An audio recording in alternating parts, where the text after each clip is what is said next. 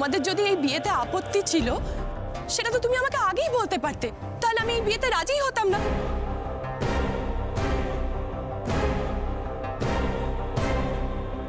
আমি তো ভেবেছিলাম তোমাদের সকলের আশীর্বাদ নিয়ে আমি একটা নতুন জীবন শুরু করব,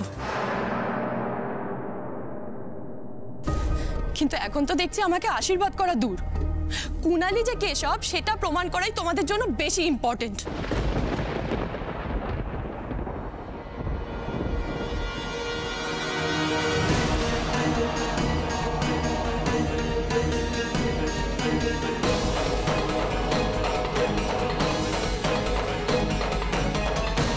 কুণালদা তো তোর কলেজ লাইফের বন্ধু দিদি, একই সময় একই রকম দেখতে দুটো ছেলে তোর বন্ধু ছিল।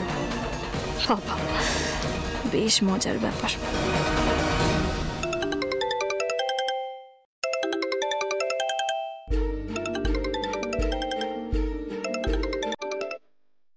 হ্যাঁ হ্যালো, বলুন। আচ্ছা, আপনি চলে এসেছেন? আমি আসছি, এক্ষুনি আসছি।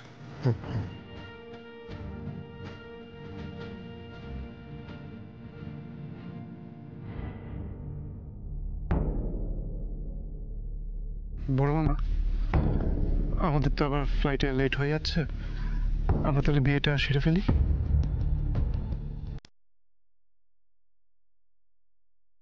বকুল, এই বকুল, বকুল, তুই আমাকে কতবার কেশবের কথা জিজ্ঞেস করেছিলি, তোর মনে আছে? হ্যাঁ, শোন, তুই এদিকে আয়, শোন। হ্যাঁ বকুল, তুই বিশ্বাস কর মা, এই কেশব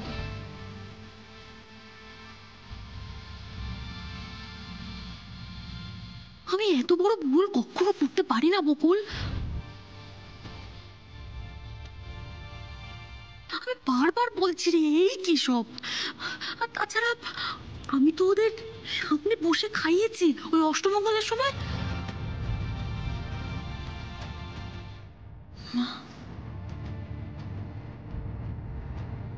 আর ওদের বিয়েটাও তো আমাদের বাড়ি থেকে হয়েছিল। আমি এত বড় ভুল কেমন করে করবো বল দেখি? হ্যাঁ, আর তাছাড়া বকুল, তোর মনে আছে তোকে আমি বলেছিলাম না ওই 6 মাসে টাকা ডবল করে দেবে? আমাকে একজন বলেছিল, তোকে বলেছিলাম না? সেটা ওই এই কেশবই তো বলেছিল রে আমাকে, ওদের বাড়িতে বসে বলেছিল। জানি,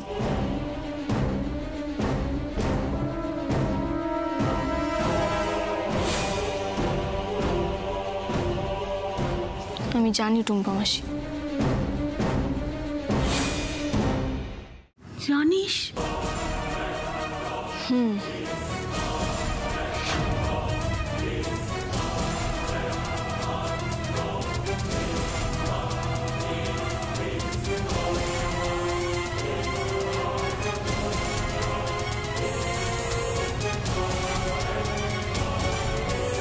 প্রথমশাই শুরু করুন।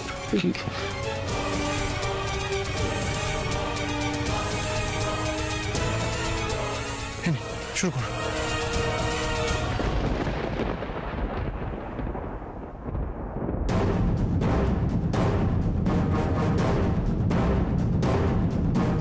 কি ব্যাপার বলো তো কুণালদা, এত তাড়াহুড়ো কেন করছো? আসল মানুষগুলোকে আগে আসতে দাও, তারপর তো বিয়ে হবে। বিয়ের আসল মানুষ তো এই যে বর্ষা, আমি আসল মানুষ কি?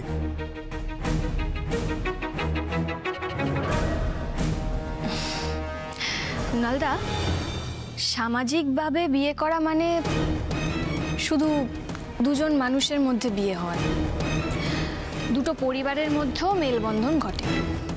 তো তাই যদি আমি ধরি, তাহলে আমার দিদির তরফ থেকে তো মা আর ঠাম্মি এসে গেছেন, কিন্তু তোমার জীবনের আসল মানুষ কি গো, সে তো এখনো আসেনি, তাকে আগে আসতে দাও।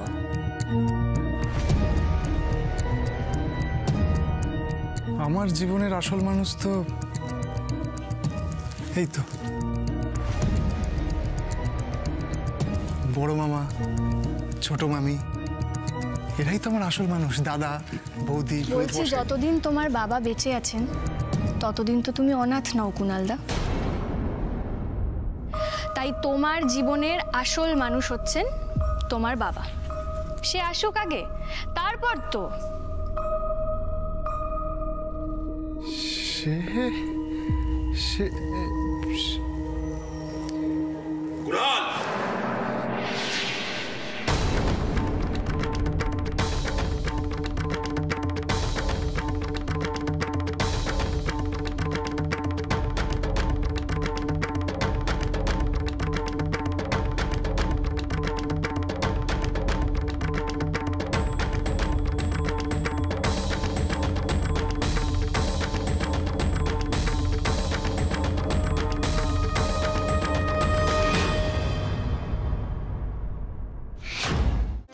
সম্ভবত কত বছর পুজোর আগে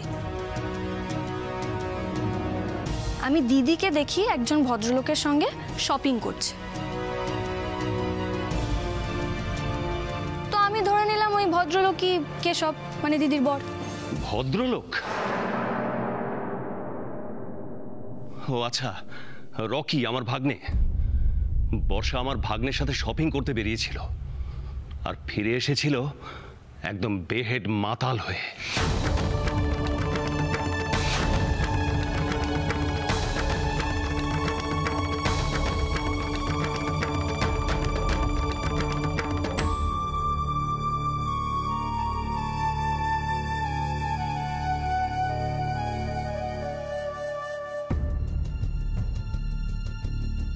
ঠিক আছে, তো দিদি আর কুণালদা তো বেশ নির্বিঘ্নেই ছিল, কোনো প্রবলেম ছিল না ওদের জীবনে।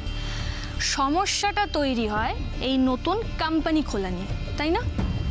কেদার ইম্পোর্ট অ্যান্ড এক্সপোর্টের ইনভেস্টাররা বুঝে গেল যে কোম্পানিটা অ্যাকচুয়ালি ফ্রড, টাকা ফেরত পাওয়ার কোনো আশাই নেই। তারা এলো আমাদের থানাতে কমপ্লেন করতে। আমি যদিও তাদেরকে বসিরহাট থানায় রেফার করে দিই। আমার তখন বিন্দুমাত্র আইডিয়া ছিল না যে এই কোম্পানিটা আমার দিদির।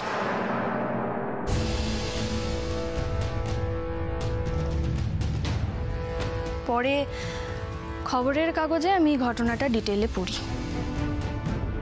এবং পিসেমশাইয়ের থেকেও বাকিটা জানতে পেরেছিলাম। আমি যদি খুব ভুল না হই, তাহলে পিসেমশাই যেদিন আমার দিদিকে বাড়ি থেকে বের করে দিয়েছিল, সেই দিনই আমার দিদি সিদ্ধান্ত নিয়েছিল এই বাড়িতে এসে থাকার। প্রথমে মিথ্যে অ্যাক্সিডেন্ট, তারপর মিথ্যে আত্মহত্যার গল্প বলে এমনভাবে প্ল্যানটা সাজালো যাতে আমি একেবারে গলে যাই আর ওকে এই বাড়িতে আশ্রয় দিই।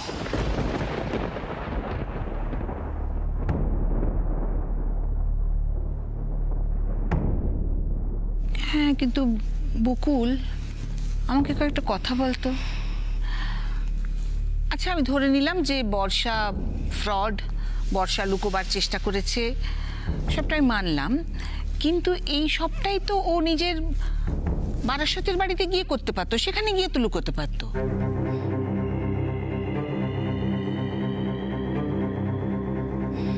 তোর চোখের সামনে যদি এগুলো না করতো, তাহলে হয়তো এত সহজে ওরা ধরা পড়তো না।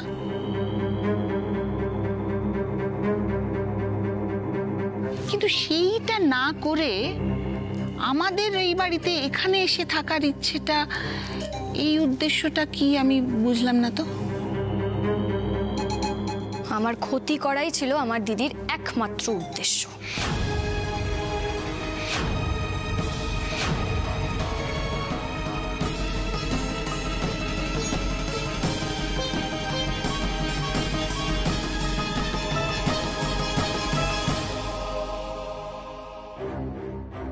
এসব তুই কি বলছিস বকুল? হ্যাঁ, মানে বর্ষা তোর ক্ষতি করার জন্য? বিশ্বাস করো, আমি যেটা বলছি সত্যি বলছি।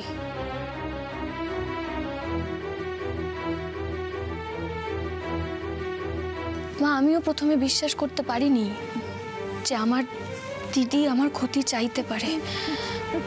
আমি তো কোনোদিনও ভাবতেই পারিনি যে এটা সম্ভব।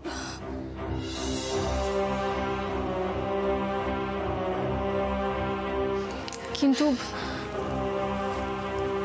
আমাকে রোশনিদি প্রথম এই কথাটা বোঝায়। রোশনিদি প্রথম আমাকে ক্লিয়ার করে দেয় যে আমার দিদির অ্যাকচুয়াল মোটিভটা ঠিক কি। হ্যাঁ মাসিমা, বকুল একদম ঠিক বলছে।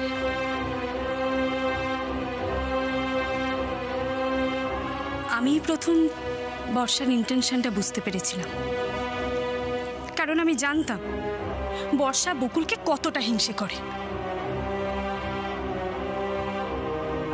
একে তো এরকম একটা মেডিকেল ইস্যু, তার উপর শ্বশুরবাড়ি সম্পর্কে এরকম একটা ভয়ঙ্কর গল্প। আমার দিদি খুব ভালো করে জানতো যে আর যাই হোক ওর দিকে কেউ কোনোদিনও আঙুল তুলবেই না, আর যদি কেউ আঙুল তুলেও ফেলে তাহলে সবাই উল্টে তাকেই দোষারোপ করবে, যেটা অ্যাকচুয়ালি রোশনিদির সঙ্গে হয়েছে। আর ঠিক এই জিনিসটাকে কাজে লাগিয়ে লক্ষ্মী পুজোর দিন আমার দিদি আমাকে আগুনে পুড়িয়ে মেরে ফেলতে চেয়েছিল।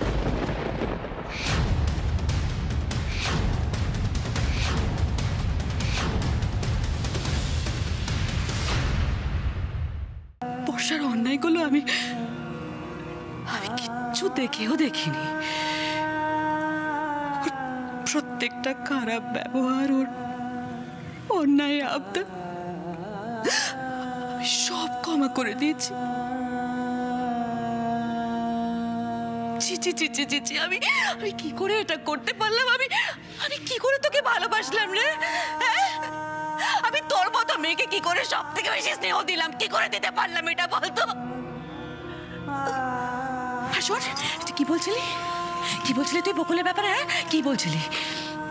যে ও আমাদের ভুল বোঝাচ্ছে, ও তোর বিরুদ্ধে ষড়যন্ত্র করছে না, তোকে সবার সামনে ছোট করতে চায়। ও বকুল, তুই বলতে পারলি বর্ষা? তোর একটু লজ্জা করলো না?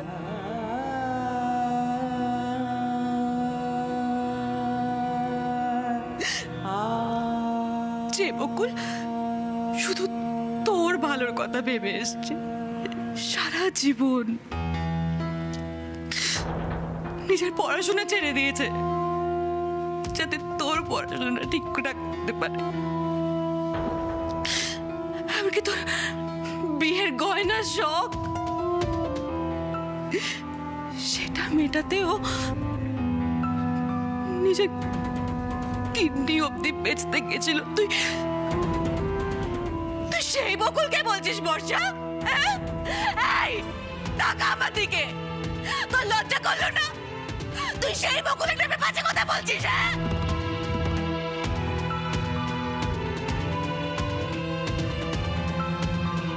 তুই কি ভাবলি বলতো? কি ভাবলি তুই? আমি এতই বোকা, এতই নির্বোধ, তুই যা বলবি সব আমি বিশ্বাস করে নেবো?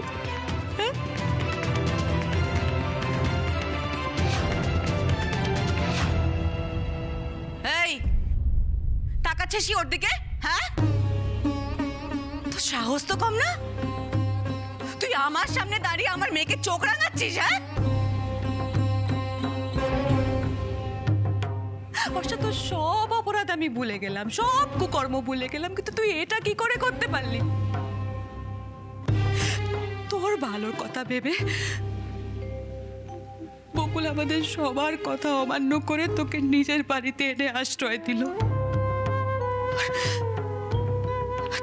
তুই তাকে পুড়িয়ে মারার কথা ভাবলি?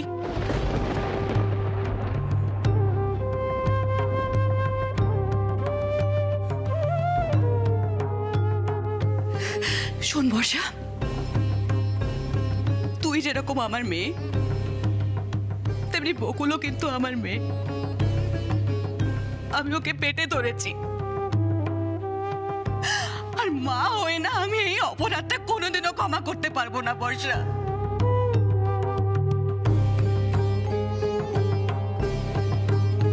আমার লজ্জা করছে মা, আমি এরকম একটা মেয়ের জন্ম কি করে দিতে পারলাম বলুন তো? বৌমা, বৌমা চুপ করো, চুপ করো বৌমা, চুপ করো। এমন সন্তানের জন্ম দেওয়াচ্ছে তো মরে যাওয়া ভালো, তাই না?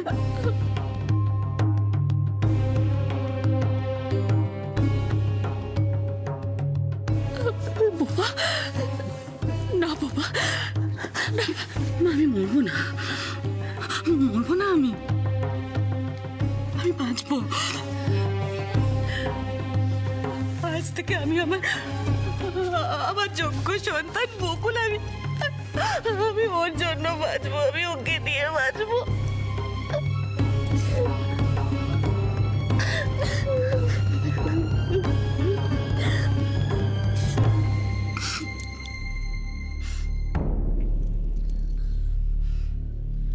আজ থেকে আমি ভুলে যাব যে বকুল ছাড়া আমার অন্য কোনো সন্তান আছে। আজ থেকে তুই আমার কাছে মৃত, বর্ষা, মৃত।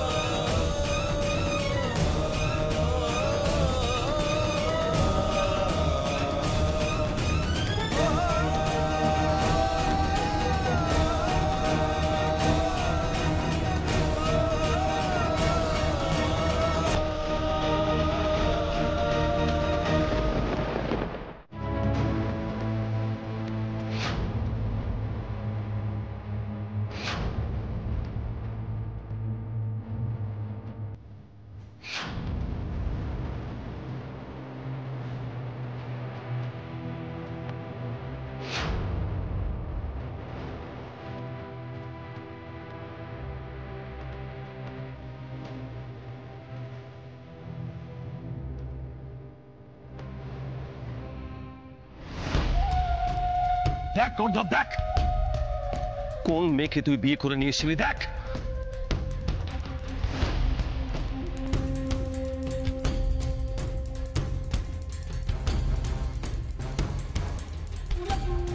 জানোয়ার, এবার চল মিডিয়ার সামনে গিয়ে নিজের মুখে নিজের সমস্ত দোষ স্বীকার করবে, আর তোর কাছে থাকা সমস্ত টাকা আমাকে ফেরত দেবে।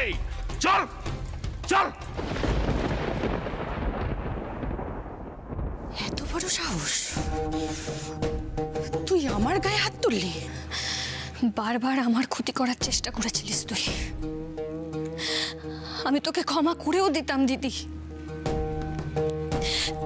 কিন্তু তুই ওর দিকে আঙুল তুলেছিস, ওকে বদনাম করার চেষ্টা করেছিস। সব সীমা ছাড়িয়ে চলে গেছিস তুই দিদি, তুই চলে যা এই মুহূর্তে, এই বাড়ি ছেড়ে, আমাদের সবার জীবন ছেড়ে তুই বেরিয়ে যা।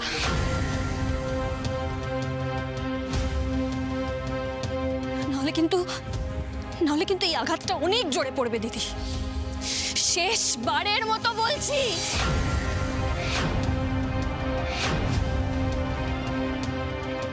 কাজটা কিন্তু ভালো করলি না বকুল, এর জন্য শুধু তোকে, এই গোটা পরিবারকে যে কত বড় মাসুল চোকাতে হবে তুই ভাবতেও পারছিস না।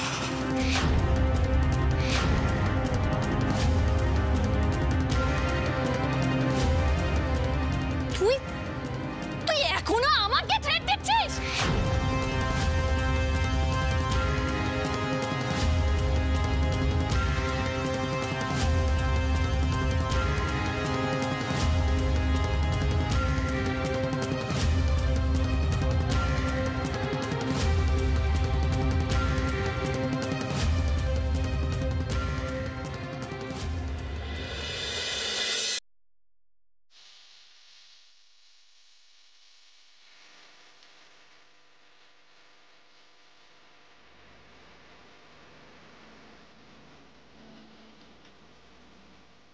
এই, তুমি কোনোদিনও আমাকে ছেড়ে কোথাও যাবে না তো বিতুরা?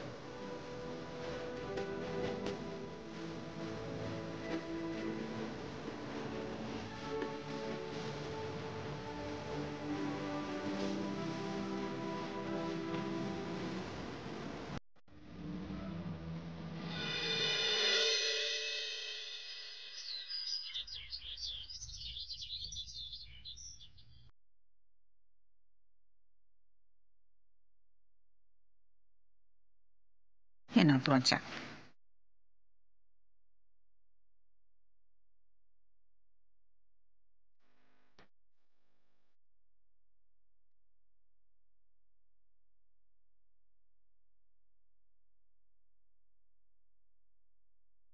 বকুল, বকুল এসে। ও মা, এত লক্ষ্মী ছেলে মেয়ে সব, হ্যাঁ একেবারে রেডি হয়ে নেমে এসেছো।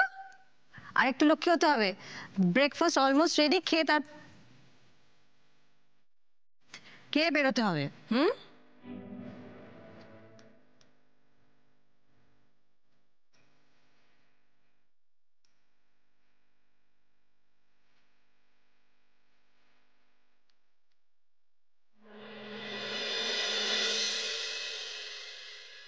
ঘুমিয়ে রাতে সারা রাত চুপ করে বসেছিল, কথাও বলছে না আমার সাথে ভালো করে।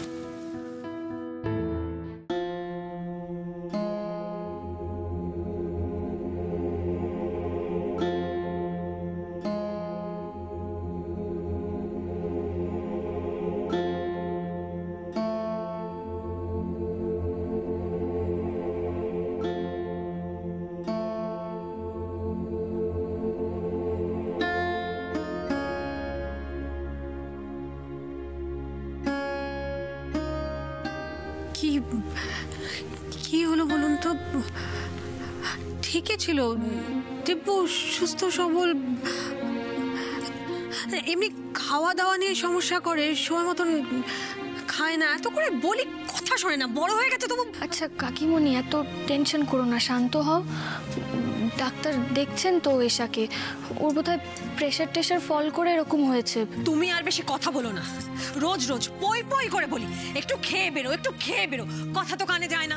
তোমরা আজকালকার ছেলেমেয়েরা সব বুঝে গেছো, বড়রা তো কিচ্ছু বোঝে না। দেখবে দুদিন পরে তুমিও এরকম পড়বে, ঠাকুর না। ঠিক আছে ঠিক আছে, আমি এবার থেকে খেয়ে বেরোবো, তুমি এত এত টেনশন করো না। ওই ডাক্তার দেখছেন তো এশাকে।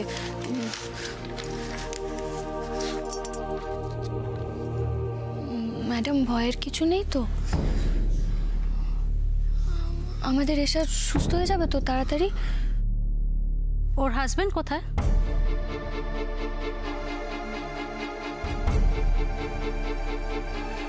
কি কি হয়েছে বলুন না। ওর হাজবেন্ডের সাথে কথা বলাটা খুব জরুরি।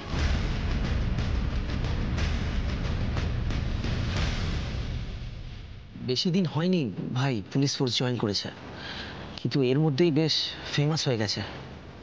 রজতাবরক্ষিতের কেসটা তো আপনি শুনেছেন, সবার সামনে ওর ছেলেকে এনকাউন্টার করেছে এই কনস্টেবল বকুল রায়। তারপর নীলাদের কেস, তার আগে ওই অনাথ আশ্রমে জমি বাঁচানোর কেস, প্রায় সব কটাতেই বকুল সামনে দাঁড়িয়ে সলভ করেছে। পুলিশ কমিশনার নিজে এসে থানাতে দেখা করে গেছে ওর সাথে। She's and or और क्या भाई?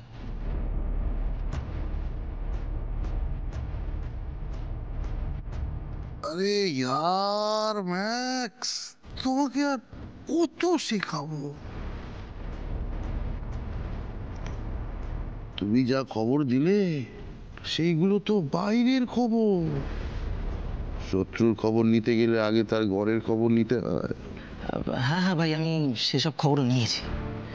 ঋষি রয় মানে বকুল রায়ের হাজব্যান্ড, বেশিরভাগ সময়ই ওকে বকুলের সঙ্গেই দেখা যায়। ছেলেটা ইন্টেলিজেন্ট আর সাহসী, আগে কোনো বাইরের কোনো কোম্পানিতে কাজ করত, এখন ওই ফ্যামিলি বিজনেসটাই দেখে। ওই হচ্ছে কিন্তু বকুলের সব থেকে বড় উইক পয়েন্ট।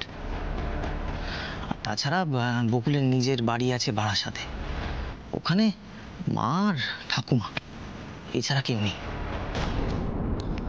বকুল রায় সম্পর্কে তুমি কোনো ইন্টারেস্টিং ইনফরমেশন দিতে পারছো না ম্যাক্স?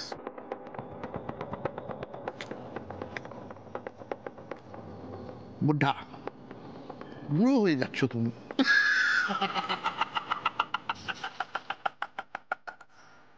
শরীরে ফুর্তি আনো, ফুর্তি।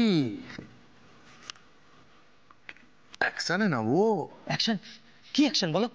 তোমার জন্য জান লড়িয়ে দেবো। কেন ডক্টর? আপনি আপনি আমাদেরও বলতে পারেন, আমি ওর দিদি।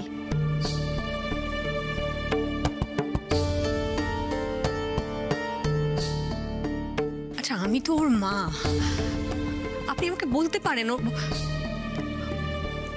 ওর সম্পর্কে যে কোনো কিছু জানবার অধিকারটা তো আমার সব থেকে বেশি। প্লিজ বলুন না, কি হয়েছে?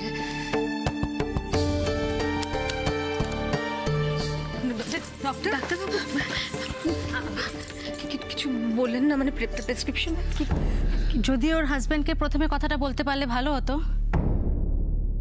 কিন্তু আপনারা এত ইনসিস্ট করছেন। কংগ্রাচুলেশনস, আপনি দিদিমা হতে চলেছেন।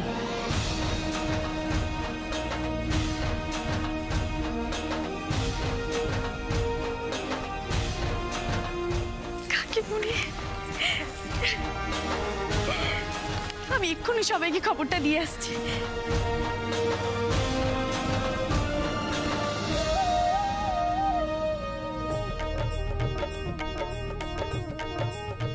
শোন, এরকম একটা খবর তোমায় যদি এক্ষুনি দিতে পারতাম।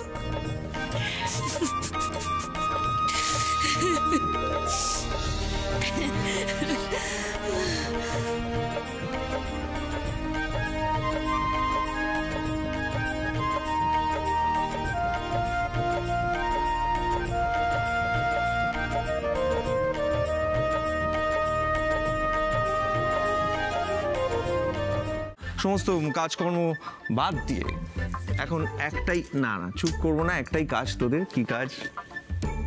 একে অপরকে নিয়ে ভাবা, নিজেদের দিকে গভীরভাবে তাকানো, নিজেদের কাজে মন দেওয়া। কি যে করিস না। আমিও তো সেটাই বলছি। তুমি এখানে, আরে বাবা একটু হুহু, বাবা আমাকে একা থাকতে দাও না। কি তখন থেকে বলছে, আরে কি দাঁড়া, আরে কি ব্যাপারটা কিন্তু আমি খুব সিরিয়াসলি বললাম। ভাব ভাব এটা নিয়ে। শোনো, আমিও না সিরিয়াসলি বলছি, এবার চলো ভাবো, ওরা ভাববে তুমি।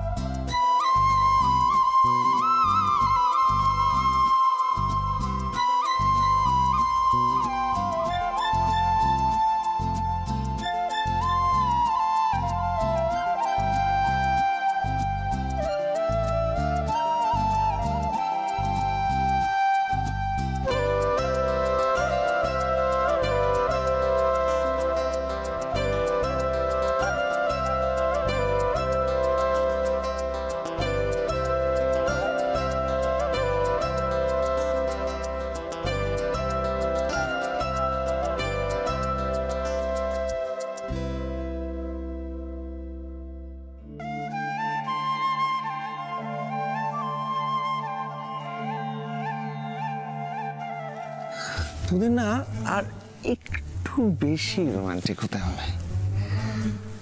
বাবা হওয়া is the most beautiful feeling in the world.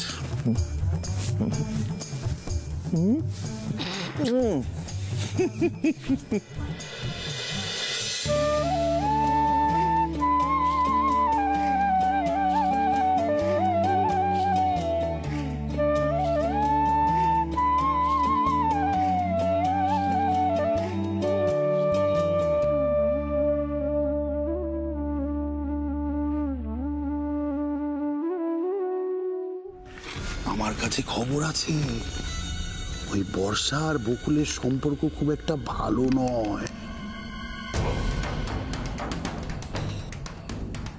আরে ওই বকুলের শ্বশুর বাড়িতে তো ছিল এতদিন, বর্ষার পর তারপর কি একটা ঝামেলা হলো, ওরা উঠলো গিয়ে নর্থে কোনো একটা ভাড়া বাড়িতে।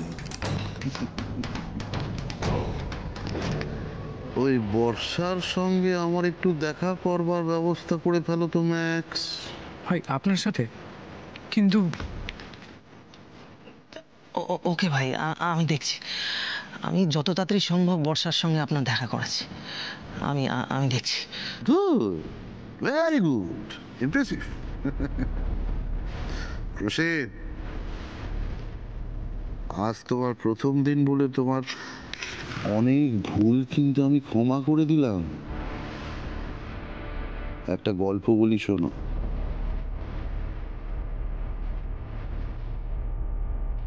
ছোটবেলায় এই মুসা ভাই ছিল খুব গরিব। কত বয়স হবে? 10। ললিপপ খেতে খুব ভালোবাসতাম, জানো তো। একটা ললিপপের দাম তখন 1 টাকা 10 পয়সা। কিন্তু 10 পয়সাই আমার কাছে তখন 1 লাখ টাকার সমান ছিল। ললিপপ খাও বলে পকেটে 1 টাকা নিয়ে দোকানে পৌঁছালাম, কিন্তু 10 পয়সার জন্য, মাত্র 10 পয়সার জন্য ওই দোকানদার আমায় ভাগিয়ে দিল।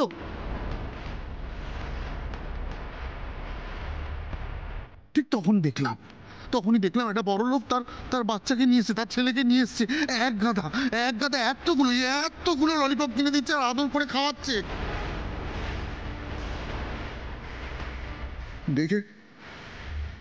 দেখে আমার মাথায় রক্ত চলে গেল। ললিপপ আমায় খেতেই হবে। সেই না দৌড়ে গিয়ে বয়াম ভেঙে ললিপপ চুরি করে পালাচ্ছি, দোকানদার ধরে নিল খপ করে, আমায় মারতে গেল।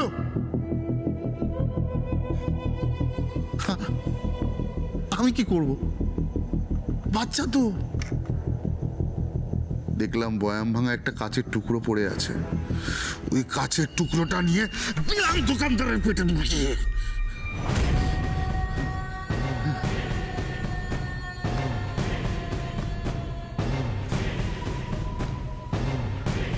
ওই প্রথম আমার হাতে রক্তের দাগ লাগলো।